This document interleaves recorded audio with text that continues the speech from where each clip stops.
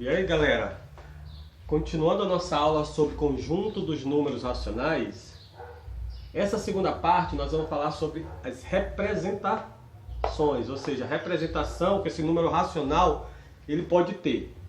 Vamos lá. Primeiro, um número racional ele pode ser representado por um número natural. Segundo, um número racional ele pode ser representado por um número inteiro. Terceiro, um número racional ele pode ser representado por um número de porcentagem.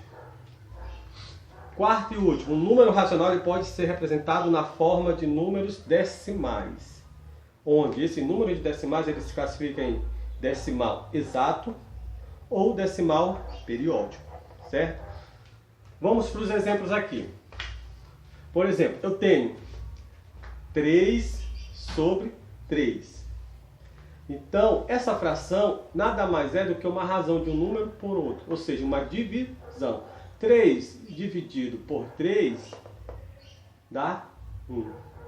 E 1 é o que? Um número natural. Nós temos, segundo exemplo, menos 4 sobre 2. Então, 4 dividido por 2 dá 2. Se a fração é negativa, o resultado é negativo. Observe, número negativo pertence ao conjunto dos números inteiros. Porcentagem. Uma observação bem aqui. Todo número onde o denominador é 100, se trata de uma porcentagem, certo? 25 sobre 100 é a mesma coisa que 25%.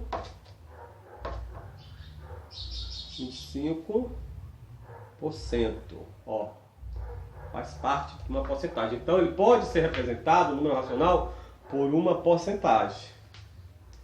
E os números decimais? Observe o seguinte, nós temos o número decimal exato, que eu vou citar um exemplo aqui, que vai ser 2,5, e temos o número decimal periódico, que pode ser representada por um número periódico, ou seja, 3, 2,3, 3, 3 e assim vai até o infinito, certo? E aqui nesse caso, professor, os números decimais, como é que eu vou transformar uma fração em número decimal? Olha, você vai ter que sempre fazer a divisão. 3 dividido por 6. Observe bem nessa divisão, gente. Observe o seguinte, que o 3 ele é menor que 6, a gente não pode fazer essa divisão. Então o que acontece? Coloco um zero, sempre eu vou fazer isso, coloco um zero e automaticamente eu coloco zero e vírgula no resultado, ou seja, no quociente. Agora ficou 30 dividido por 6. Gente, qual é o número que multiplicado por 6 vai dar 30? Claro que é o número 5. Certo? 5 vezes 6, olha, dá 30. Subtraindo, 0 tiro 0 dá 0, 3 tiro 3 dá 0. Então, esse número racional, ele é nada mais do que 0,5, certo?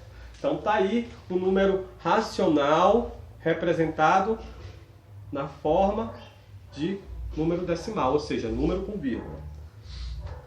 Vamos agora para outro exemplo. Treinar um pouquinho sobre esse número decimal. Veja bem. Eu tenho 2 sobre 3.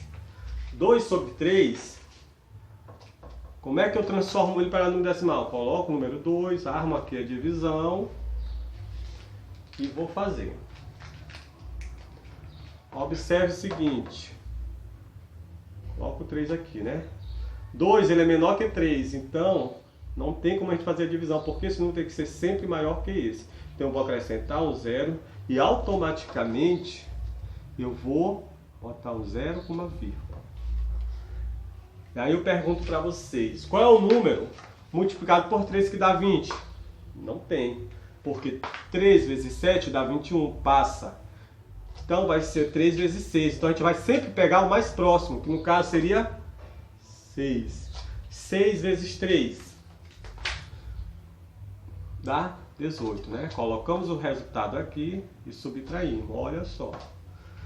Eu tenho 0, tiro 8, não tem como a gente tirar 0 de 8. Se eu não tenho nada, então como é que eu vou fazer tirar alguma coisa? Então eu peço emprestado para quem? Para o número 2. Então aqui vai ficar 1 e aqui vai ficar 10. Eu tenho 10, tiro 8, agora sim fica